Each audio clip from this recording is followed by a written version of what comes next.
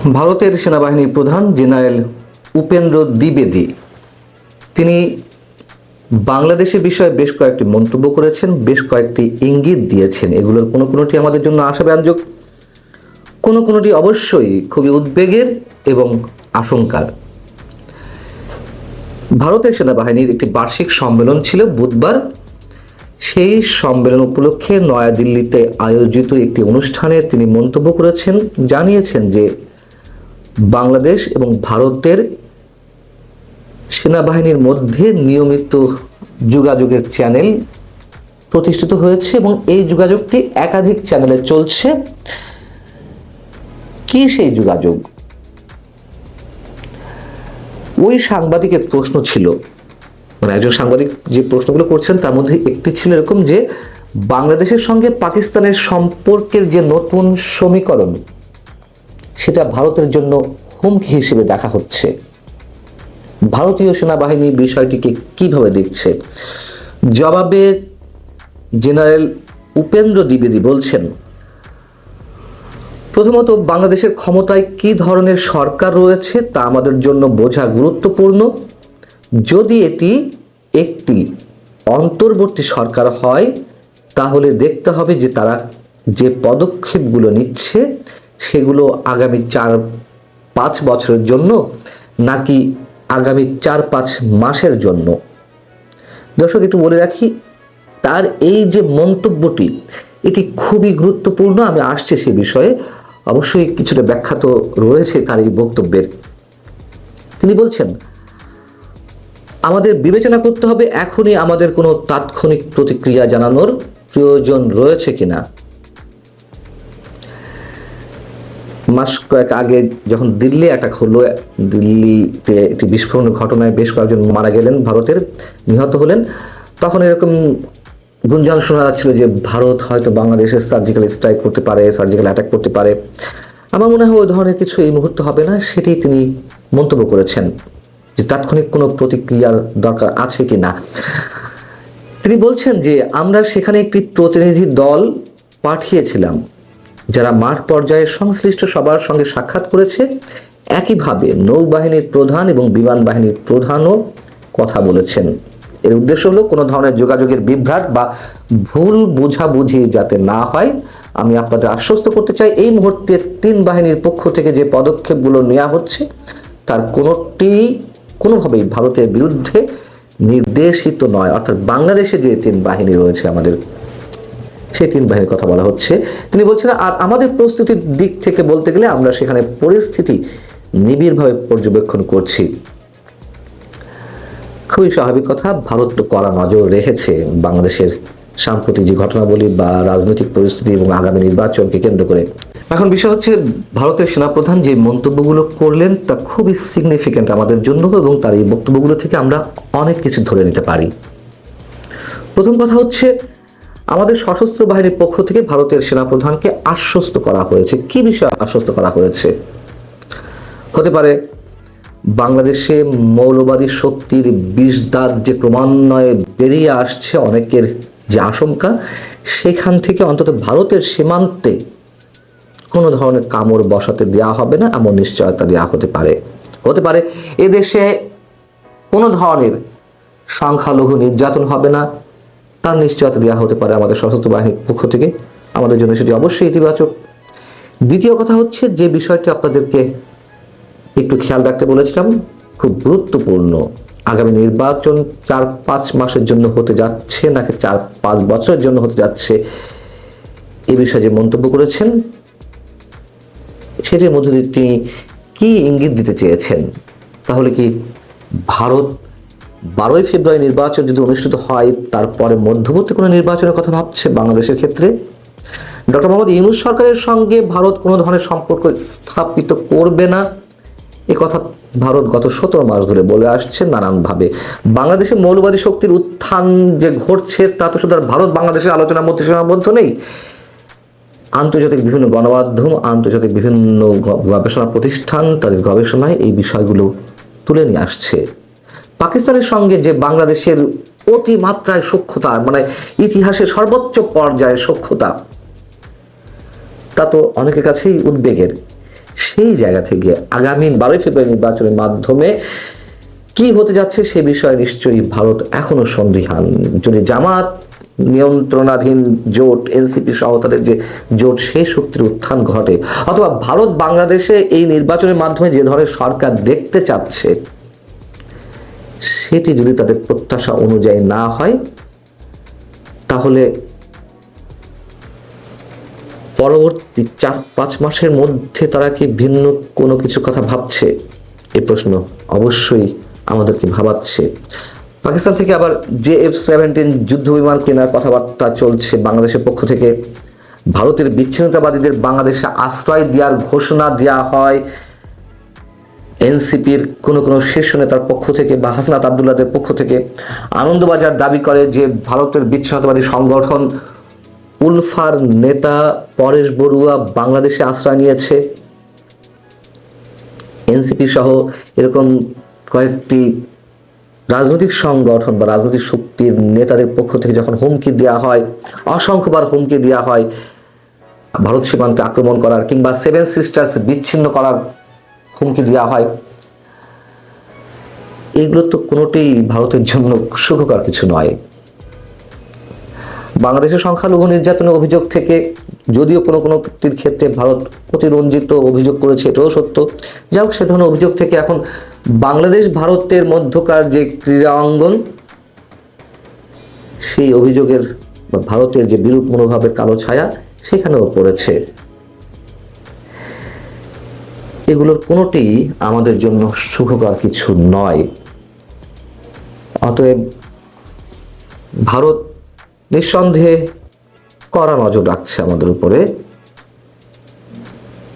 ভারত পায়ে পাড়া দিয়ে আমাদের সাথে সংঘর্ষ জড়াতে আসছে নাকি আমরা ভারতের পায়ে পাড়া দিয়ে সংঘর্ষ বাঁধাতে চাইছি, যুদ্ধ বাঁধাতে চাইছি, সেগুলো নিশ্চয়ই বিবেচনার দাবি রাখে। এবং সেনাপ্রধানের সঙ্গে, আমাদের সেনাপ্রধান জেনারেল ওয়াকারুজ্জামানের সঙ্গে উপেন্দ্র দ্বিবেদীর যে নিয়মিত যোগাযোগ, সেটি আমরা জানি যে নিয়মিত যোগাযোগ আছে। এর আগে তিনি মন্তব্য করেছিলেন গত বছরের বার্ষিক সম্মেলনে সেনাবাহিনী সে দেশের, তিনি মন্তব্য করেছিলেন যে 2024-এর 5 আগস্ট যা কিছু ঘটেছে সেই মুহূর্তে আমাদের জেনারেল ওয়াকার সাহেব এবং উপেন্দ্র দ্বিবেদীর মধ্যে নিয়মিত যোগাযোগ ছিল, এই মন্তব্য তিনি করেছিলেন। সব মিলিয়ে আগামী নির্বাচন অবশ্যই এখনো পর্যন্ত অনেক সন্দেহের দোলাচলের মধ্যে রয়েছে। দর্শক, ভারত বাংলাদেশ উত্তেজনাকর পরিস্থিতির মধ্যে এবার ঢাকায় এসেছেন মার্কিন নতুন রাষ্ট্রদূত ব্রেন্ট ক্রিস্টেনসনের দায়িত্বের মেয়াদ শুরু হয়ে গেছে। গত শুক্রবার তিনি আমেরিকায় শপথ নিয়েছেন। শপথ নেওয়ার পরে গতকালকে বাংলাদেশে এসেছেন এবং আজকে এসেই আমাদের পররাষ্ট্র সচিবের সঙ্গে সাক্ষাৎও সেরে ফেলেছেন। কি বার্তা দিলেন পররাষ্ট্র সচিবের সঙ্গে? প্রেসিডেন্টের সঙ্গেই বা কবে দেখা হচ্ছে? ক্রিস্টেনসন আসার পরে বাংলাদেশের রাজনৈতিক পটভূমিতে নতুন কোনো চমক আসছে কিনা, যে আলোচনা অনেক দিন থেকেই ছিল। এছাড়াও যেটা রয়েছে, ইরানে যে আগ্রাসন চলছে, এটাকে মার্কিন আগ্রাসন বলা হচ্ছে, সেই আগ্রাসন চলা অবস্থায় বাংলাদেশের জন্য মার্কিনীদের নতুন কি বার্তা, চলুন একটু জানার চেষ্টা করি এই ভিডিওতে। থাকবেন পলিটিক্স টিভির নিয়মিত আয়োজনে।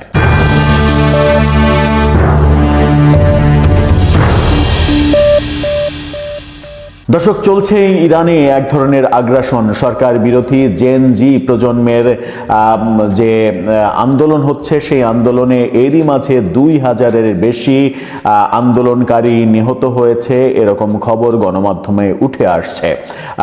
সরকার বিরোধী আন্দোলন যেমন হচ্ছে, তেমনি সরকারের সমর্থনে লাখ লাখ মানুষ মাঠে নামছে এবং বলা হচ্ছে যে ইরানের জনগণ, বেশিরভাগ জনগণ বুঝে গেছে এটা জেন জিদের টাকা দিয়ে ইনভেস্ট করে মার্কিনী আগ্রাসনের একটা চেষ্টা।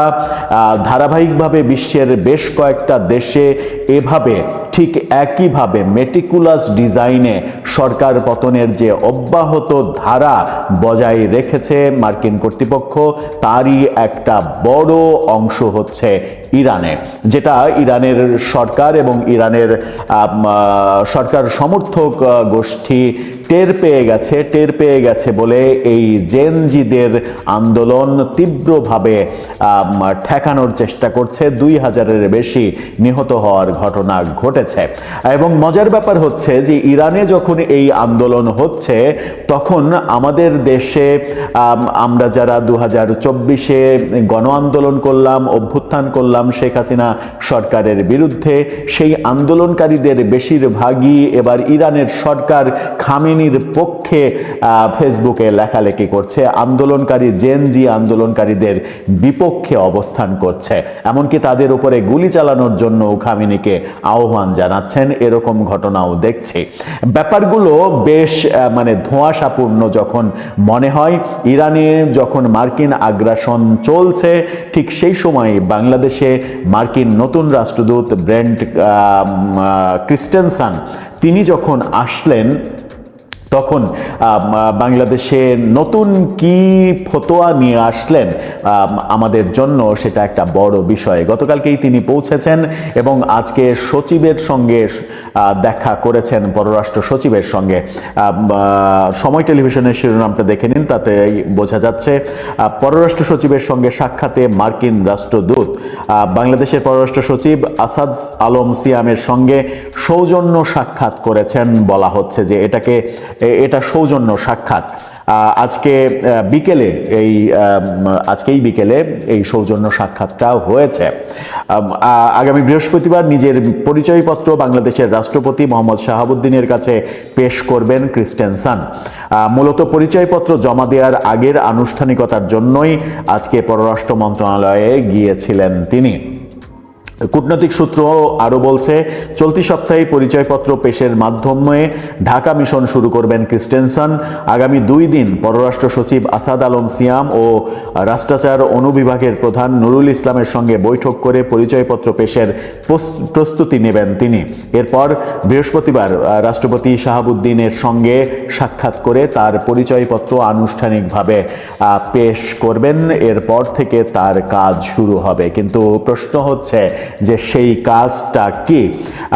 ব্রেন্ট ক্রিস্টেনসন বলেন, বাংলাদেশের সঙ্গে আমি খুব ভালোভাবে পরিচিত, সেই বাংলাদেশে ফিরতে পেরে আমি ভীষণ আনন্দিত। ঢাকার যুক্তরাষ্ট্র দূতাবাসে আমেরিকান ও স্থানীয় কর্মীদের নিয়ে গঠিত একটি শক্তিশালী দলের নেতৃত্ব দেওয়ার মাধ্যমে যুক্তরাষ্ট্র ও বাংলাদেশের সম্পর্ককে আরও দৃঢ় করতে চাই। প্রেসিডেন্ট ট্রাম্পের লক্ষ্যকে এগিয়ে নিতে এবং প্রতিদিন নিরলসভাবে কাজ করে আমেরিকাকে আরও নিরাপদ, শক্তিশালী এবং সমৃদ্ধ করে তুলতে আমি উচ্ছ্বসিত। ডোনাল্ড ট্রাম্প প্রশাসনের মনোনীত রাষ্ট্রদূত ক্রিস্টেনসন ঢাকায় যুক্তরাষ্ট্রের 18তম রাষ্ট্রদূত হিসেবে দায়িত্ব পালন করবেন। গত শুক্রবার তার শপথ হয়েছে। এর আগে 2019 থেকে 21 সাল পর্যন্ত ঢাকায় মার্কিন দূতাবাসে রাজনৈতিক ও অর্থনৈতিক বিষয়ের কাউন্সিলর হিসেবে দায়িত্ব পালন করেছিলেন তিনি। ক্রিস্টেনসন যখন আসলেন বাংলাদেশে, তখন প্রশ্ন আসেই, তিনি আসার অনেক দিন আগে থেকেই আলোচনা হচ্ছে ব্রেন্ট ক্রিস্টেনসন বাংলাদেশে আসার পরে মার্কিন কর্তৃপক্ষের নতুন বার্তা বাংলাদেশে আসবে এবং সেই বার্তার মধ্যে এমন কোনো বার্তা থাকবে কি না যেটা আগামী নির্বাচনকে প্রভাবিত করবে। আগামী নির্বাচনকে প্রভাবিত করার নানা ধরনের দেশি বিদেশি নানা কথা আমরা শুনছি। নির্বাচন নিয়ে জটিলতা এখনো কাটেনি। আজকেও একটি ইসলামী দলের প্রধান তিনি বলেছেন নির্বাচনের পরিবেশ নেই, এই পরিবেশে নির্বাচন হতে পারে না, এরকম মন্তব্য করেছেন। সেইগুলো দেশে যখন সেরকম মন্তব্য হচ্ছে, বিদেশ থেকেও নানা ধরনের কার্যকলাপ হচ্ছে।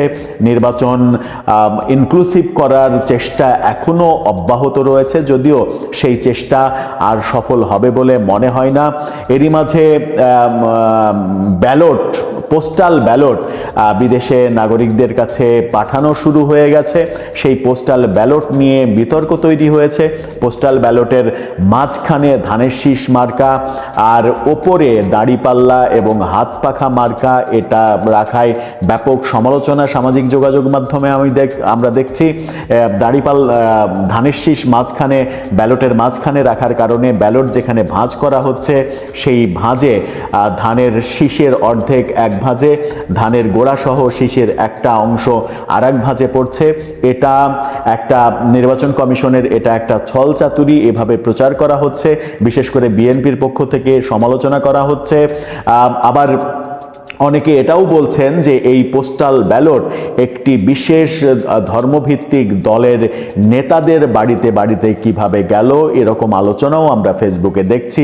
সত্য মিথ্যা জানি না। তার মানে এখনই নির্বাচনের অনেক আগে থেকেই নির্বাচনকে প্রভাবিত করা এবং ইলেকশন ইঞ্জিনিয়ারিংয়ের যে অভিযোগ, সেই অভিযোগটা যখন উঠে গেছে তখন ক্রিস্টেনসনের বাংলাদেশে আসাটা অনেক গুরুত্বপূর্ণ। ভাবা হচ্ছে যে আমেরিকা তার যে নীতি, বর্তমান সরকার এবং নির্বাচিত সরকার নিয়ে তার যে নীতি, সেই নীতিটা কি, নতুন যে নীতি সেই নীতিটা কি সেটা বোঝা যাবে ক্রিস্টেনসনের 2-1 দিনের মুভমেন্টের মধ্য দিয়ে। এখনো বলা যাচ্ছে না যে সব কিছু ঠিকঠাক আছে কিংবা সব কিছু ঠিকঠাক থাকবে। অনেক ঘটা করে জুলাই ঘোষণাপত্র হলো, জুলাই সনদ স্বাক্ষরিত হলো, জুলাই সনদ ফাইনালাইজ হলো, যেখানে বিএনপি আপত্তি করলো, ওটা পরিবর্তন করে ফেলা হয়েছে বলা হলো। এখন কিন্তু আমরা দেখছি মাঠে ঘাটে সরব হচ্ছে গণভোটে না ভোট দেওয়ার ব্যাপারটা। আর গণভোটে না ভোট দেওয়ার ব্যাপারটা যদি সরব হয় তাহলে পুরো জুলাই আন্দোলন, জুলাই আয়োজন সব কিছু ভেস্তে যাওয়ার সম্ভাবনা যখন রয়েছে, তখন নির্বাচন নিয়ে আপনি এখনই গ্যারেন্টি দিয়ে বলতে পারছেন না যে 12ই ফেব্রুয়ারি যেভাবে যে ওয়েতে নির্বাচন হওয়ার কথা আমরা জানি কিংবা সেই কার্যকলাপের মধ্য দিয়ে আমরা যাচ্ছি সেটাই ফাইনাল নাকি